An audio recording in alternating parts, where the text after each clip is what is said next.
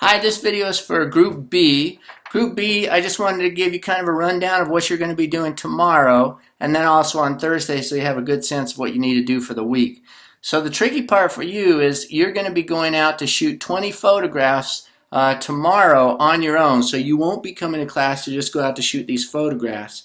Now if you look at the syllabus, it says collect 20 images for your self-portrait, include color, texture, line, and shape. Use your cell phone and place them on your flash drive. So what I recommend is that you kind of sketch your self-portrait before you go out and shoot these photographs so you know what you're going to collect. So I started kind of working on one myself here. And so what I would do with this sketch is I decided that in terms of texture, for the background of my self-portrait, I'm going to use bark because I'm a big fan of nature. I like nature. So I'm going to shoot kind of a close-up of some bark. And some of you already actually have a photograph that you could use from the last time we shot when we did those practice shots.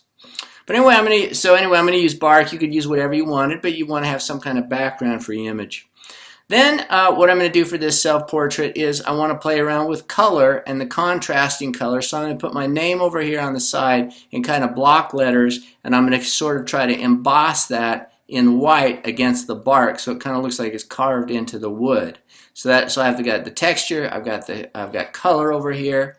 The other element that I want you to include in your self-portrait is line. So for me, my life I feel has kind of followed a path that isn't a straight path, and so I'm going to try to get a photograph of a road that winds through my image, and then I'm going to impose that on top of the bark.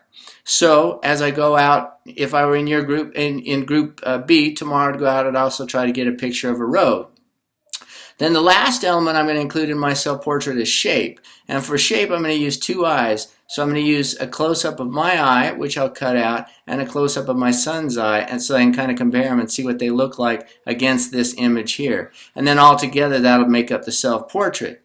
So your job tomorrow is to collect these images. You won't actually build your self-portrait until you come in and start working with me in Photoshop, but you'll go out and collect these images, which if you were doing my self-portrait here, would include a shot of some bark, a shot of eyes, a shot of a road, and some other images that I might also include. So again, what I recommend is before you go out to shoot, go ahead and sketch out your idea so you know what images you have to shoot before you start shooting. Then on Thursday, you'll come in and work with me, and we're going to do two things. We're going to go over chapter 2 in the book, which covers story structure. And I want you to think about how story structure plays out even in your self-portrait. We'll go over that. And the second thing we'll do is we'll start taking those 20 images you've collected and we'll start to put together your self-portrait in layers, and I'll give you more instruction on that. So anyway, I hope that makes sense. Let me know if you have any questions, and I will talk to you soon.